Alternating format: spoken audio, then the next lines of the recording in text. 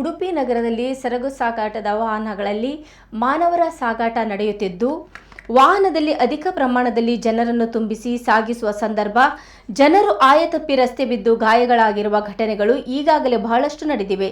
ಸಂಚಾರ ಪೊಲೀಸ್ ಠಾಣೆ ಹಾಗೂ ಸಂಬಂಧಪಟ್ಟ ಇಲಾಖೆಯವರು ಸೂಕ್ತ ಕ್ರಮ ಜರುಗಿಸಬೇಕೆಂದು ನಾಗರಿಕ ಸಮಿತಿಯ ಸಂಚಾಲಕ ನಿತ್ಯಾನಂದ ಒಳಕಾಡು ಇವರು ಆಗ್ರಹಿಸಿದ್ದಾರೆ.